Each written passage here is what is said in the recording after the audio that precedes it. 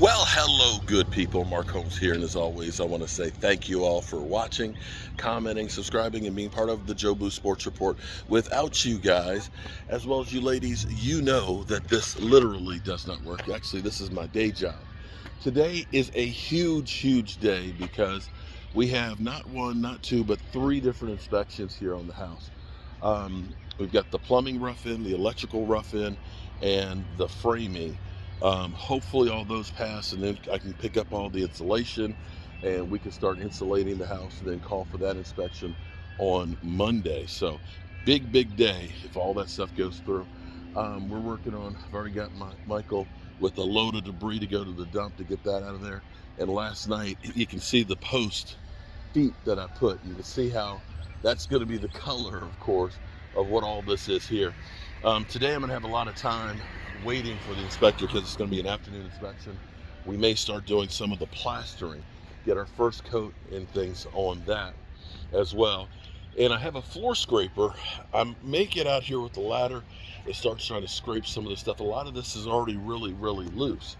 I want to answer a comment from a gentleman, Bill, who was talking about painting plaster walls. Let me say this, okay? I'm going to first of all say I am not an expert. I am learning, but I am like a sponge because I'm trying to learn everything I can, because sometimes we do things that we are trying to fix where we end up making worse. And that's where some of the things that have happened with this red brick house have fixed it for the moment, but made it worse for the long run. The worst thing that was happened to this place was the fact that they painted it the red brick. Because what you have to understand is these are natural brick. They're hand fired. They're not like the modern bricks that are really hard, that don't expand and contract. These expand and contract. The mortar is a lime mortar. And what this is actually made to do is it's actually made to breathe. So when you go through and you put the paint on here, this stops the natural process of it breathing. Now you can paint lime plaster, but it's not the way to do it because you are now preventing that moisture.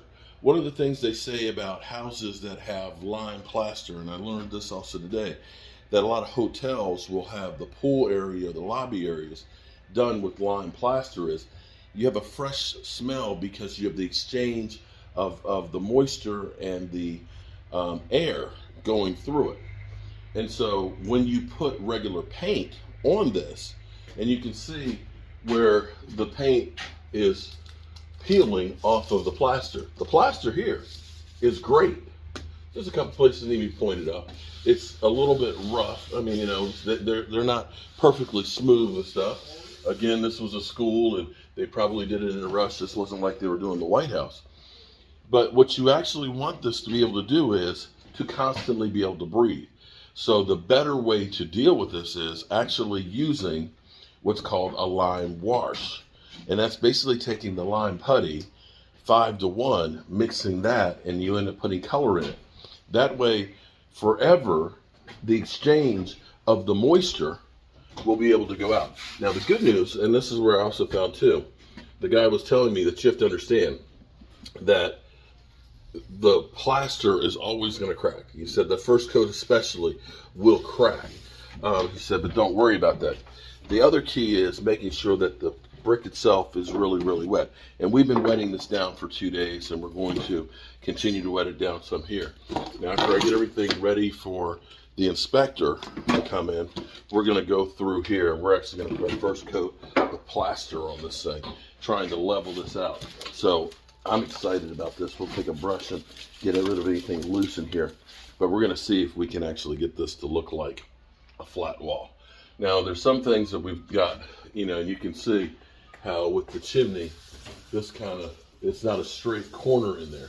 Well, that's the way they did it 200 years ago. So, you know, they weren't worried about perfection. We're going to see if we can straighten some of these things out there.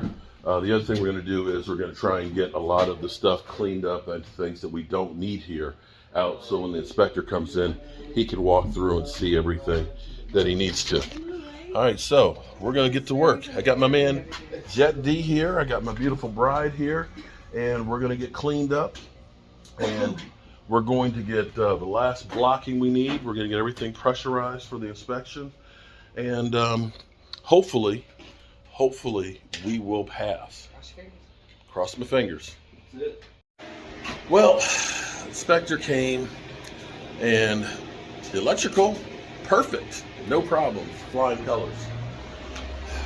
Framing wise, we're gonna have to do a couple other things to support the house.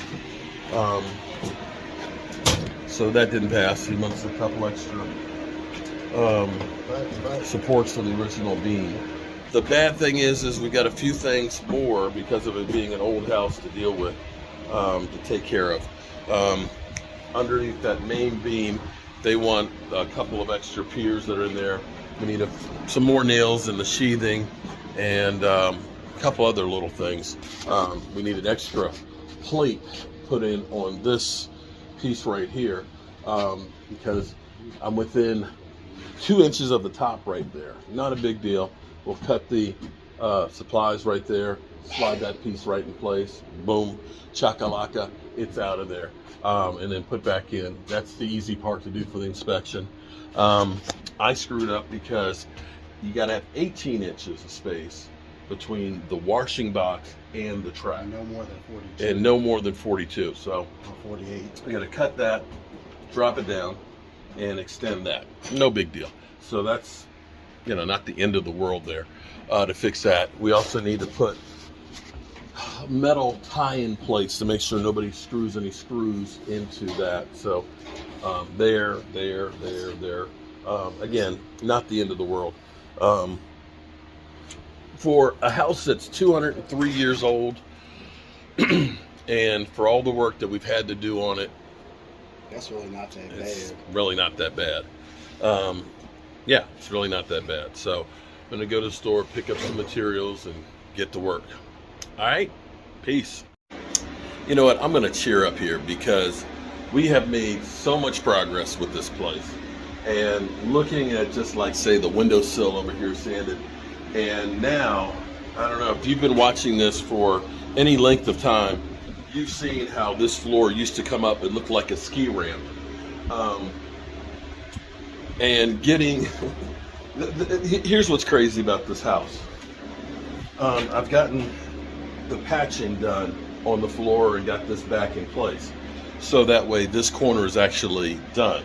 Now, the thing is we're only looking at a 5 by 3 foot section, but there's so much work that literally went on in here because, I ended up having to fix some of the bricks in here, with the lime mortar and stuff, because it had crumbled on the inside. Today, there were some bricks that were out a little bit further, so I've chopped those off. Today, literally, with this sprayer right here, I have sprayed 2 gallons of water. And we've been spraying this wall for 2 days, because what you have to have, and I'm learning, because this is an art that's gone back to like the Roman and the Greeks, that the brick have to be wet. Now, I don't know how they did this back in Roman and Greek days, how they wet it, because they didn't have a garden hose or a sprayer or anything like that, but that's what you have to do when you're dealing with this. But we've got this floor now. This floor is solid as a rock. We've got our water line that comes into the house where we dug the trench and stuff in there. We've got this main supporting system that's in here, because the first time I came into this house, it was boarded up. There was plywood. It was pitch black. And I remember the city manager was like, I'm gonna stay out here because you might fall through the floors. And that's not the case now. You start looking at this house and you see lights, the electricity, the fact that all of this stuff, look at this, all this wire and everything else has been run through here and passed flying, inspections like that. To have gone through here, and as bad as this house was, with the little punch list that I have to do stuff, most of the stuff I'll have done over the weekend. The part that kind of makes me a little bit of a sourpuss is I was trying to force the thing to keep going, I'm going to be leaving on Wednesday to go to the draft. And had I been able to pass all the inspections, and anybody who does construction work, to know that you had a framing, electrical, and plumbing, and think that they're all going to pass on the first go-round on a house that's 203 years old, the chances are not real good. But what I was hoping is those passed, and then I could do the insulation over the weekend and some other stuff, and then come Monday, get it inspected, and then have the guys come in and hang the drywall in the kitchen. Unfortunately, it's going to set us back by a week, but the reality is we're doing this thing right, and if it takes another week or two to get it done and get it done correctly, it's all good. But I just look at that corner, and what I think I might do, I need to be out of here in about an hour because I got my live stream tonight, and I need to get something to eat and all that. I may mess with the bucket of the mortar, because that wall, you can see right now, it's dry. I mean, excuse me, it's not drying. Because when you go over, let me give you an example. When you go to a spot that we haven't been, watch. I'll spray that, and it's like it just gets sucked into it. We just sprayed that, and see, it still looks wet.